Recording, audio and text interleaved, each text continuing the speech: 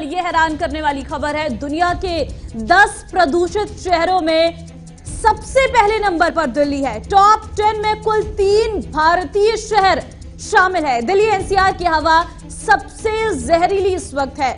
आज दिल्ली का औसत AQI 460 के पार है। नोएडा के कई इलाकों में AQI 700 के पार इस वक्त है। दिल्ली एनसीआर में सांस लेना दूभर हो चला है। तो फिलहाल आपको जानकारी दे रहे हैं कि नोएडा में AQI 700 के पार इस वक्त नजर आ रहा है। दिल्ली में सांसें महंगी हो गई हैं। हालात क्या, आपको टॉप 10 जो प्रदूषित शहर है दुनिया के, उसके बारे में बताते हैं। दिल्ली सबसे पहले नंबर में है। भारत का ये शहर AQI 556 है। उसके बाद दूसरे नंबर पर पाकिस्तान का शहर लाहौर है, जहां पर AQI 354 है।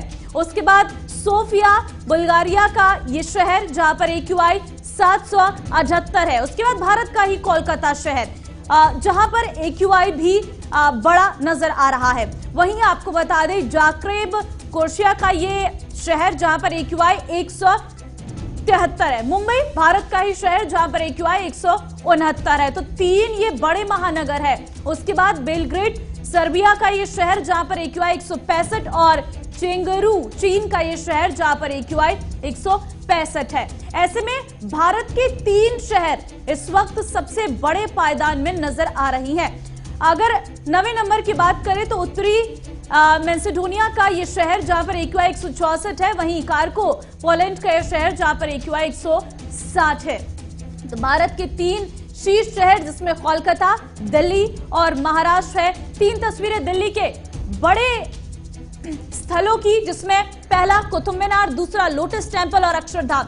तीनों तस्वीरों पे आप अंदाजा लगा सकते हैं कि विजिबिलिटी का क्या आलम इस वक्त दिल्ली में है। कुतुब मीनार थोड़ा अगर पास से देखेंगे तो शायद दिख जाए, लेकिन थोड़ा सा अगर दूर से देखेंगे तो कुतुब मीनार दिखेगा ही नहीं।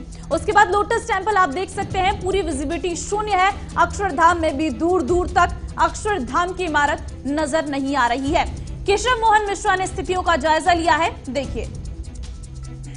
राष्ट्रीय राजधानी दिल्ली में लगातार प्रदूषण का स्तर बढ़ता हुआ दिखाई दे रहा है और दिल्ली में प्रदूषण का जो स्तर है वो बेहद गंभीर श्रेणी में पहुंच गया। अगर हम बात AQI की करें तो AQI 400 से भी कम पहुंचता हुआ दिखाई दे रहा है। लगातार दिल्ली सरकार की तरफ से तमाम कड़े कदम उठाए जा रहे हैं। अगर बात हम करें फॉगिंग को लेकर बात हो रही हो, या दिल्ली में तमाम कड़े कदम उठाए जा रहे हैं, लेकिन निश्चित तौर पर ये आने वाले दिनों में जिस तरीके से प्रदूषण का स्तर बढ़ रहा है, दिल्ली में पटाखों का जो दीपावली के पर्व पर इस्तेमाल हुआ, उसके बाद और दिल्ली में कहीं ना कहीं प्रदूषण का स्तर बढ़ा है। वहीं साफ तौर पर अगर हम बात करें तो पंजाब और उत्तर प्रदेश से जलने वाली पराली का भी असर निश्चित तौर पर दिल्ली की हवा को प्रदूषित करने पर सबसे ज्यादा पड़ता हुआ दिखाई देता है। ऐसे में लगातार राष्ट्रीय राजधानी दिल्ली की हवा प्रदूषित हो रही है और दिल्ली सरकार की तरफ से युद्ध प्रदूषण के विरुद्ध शुरू कर दिया गया है। लेकिन हाल फिलहाल में गिरते हुए AQI लेवल और वायु की जो गुणवत्ता है वो लगातार खराब होती दिखाई दे रही है। सहयोगीकरण के साथ केशव मोहन मिश्रा, JK24/7 न्यूज, दिल्ली।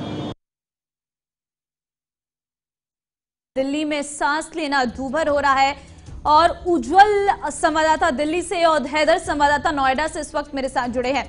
हैदर, आपके पास आऊंगी। नोएडा के कई शहर ऐसे हैं, कई जहां पर 700 के पार इस वक्त AQI नजर आ रहा है। कई ऐसे इलाके नोएडा के हैं। फिलहाल क्या स्थिति आपको नजर आ रही है? सुबह सवेरे धुंध की चादर लोगों के लिए परेशानी बन रही है। बिल्कुल ममता, नोएडा का जो हाल दिवाली से शुरू हुआ है, बल्कि नोएडा ही नहीं NCR का जो हाल शुरू हुआ है, वो स्थिति कमोवेश वैसे ही नजर आ रही है, उससे बदलती नजर नहीं आ रही है। अगर आज की बात करें तो आज भी AQI कुछ हिस्सों में, जहां बीते कुछ घंटे पहले 700 तक पहुंचा था, वहीं अभी 478 है और कुछ हिस्सों में 500 के नजदीक है। तो यह AQI नोएडा गौतम बुद्ध नगर का जितना है, हर रोज से और ज्यादा है।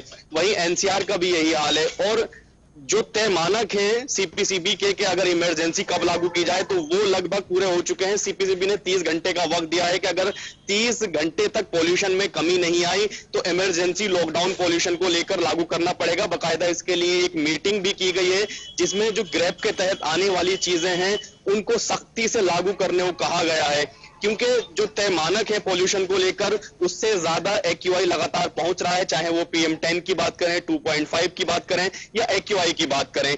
और इसमें सबसे ज्यादा वजह 4 जो मानक कमेटी के अंदर डिसाइड किए हैं कि एक तो तापमान कम है जिसकी वजह से मिक्सिंग हाइट जो है वो 1 किलोमीटर से भी कम पहुंच गई है। इसके अलावा पड़ोसी राज्यों में जो पराली जलाने की घटनाएं वो लगातार बढ़ती जा रही है और इस सीजन में चौथी बार ऐसा हुआ है कि जब 35% जो पोल्यूशन है दिल्ली में वो सिर्फ धुएं की वजह से हो रहा है। दूसरा, वाहनों की जो संख्या लगातार बढ़ती जा रही है दिल्ली के अंदर, वो एक बड़ी वजह है। चौथा, कंस्ट्रक्शन साइट पर जो लगातार काम कर रहा है उसको भी बंद करने की सलाह दी गई है और सभी जो ऑफिस हैं, निजी हो या गवर्नमेंट ऑफिस हो, उनको यह सलाह दी गई है कि आप अपने स्टाफ से कहें 30% वाहनों का इस्तेमाल करें। इसके अलावा कंपनियों को सलाह दी गई है कि वर्क फ्रॉम होम लगाएं, पूल सर्विस चालू करें, तभी इस हम बिल्कुल हालात लगातार खराब हो रहे हैं। इधर बने रहिए मेरे साथ। उज्जवल इस वक्त दिल्ली से बने हुए हैं। उज्जवल, दिल्ली में तो दूर दूर तक कुछ दिखाई नहीं दे रहा है। सरकार ने रेड लाइट ऑन गाड़ी ऑफ शुरू किया, स्मॉग को हटाने के लिए लगातार स्मॉग टावर लगाए, प्रदूषण को हटाने के लिए तमाम इंतजाम किए, लेकिन कुछ भी हद तक प्रदूषण कम नहीं हो रहा है। आखिर क्यों? अब क्या सरकार आगे कदम उठाएगी?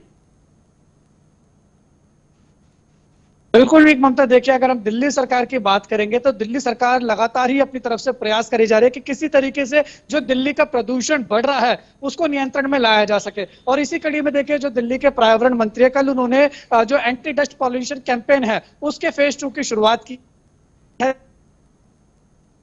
देख रही हैं वो दिल्ली के अलग अलग तमाम जितनी कंस्ट्रक्शन साइट्स है वहां पर जाएंगे और वहां पर देखेंगे कि किसी तरीके का जो DPCC की तरफ से जो गाइडलाइंस दी गई हैं उनका पालन हो रहा है या नहीं हो रहा है, ये तमाम चीजें देखेंगे। और इसी को लेके कल जो है वो एक कंस्ट्रक्शन की साइट पर पहुंचे थे। दिल्ली के अंदर ही देखिए कड़कड़डूमा पड़ता है, वहां पर NCC की कंस्ट्रक्शन साइट चल रही थी। वहां पर DPCC की तरफ से देखिए जो गाइडलाइंस दे रखी थी कुछ हद तक फॉलो हो रही थी, लेकिन कुछ हद तक फॉलो उसमें कई चीजें ऐसी थी जो नहीं हो रही थी। जनता की लापरवाही जनता के लिए ही भारी पड़ रही है।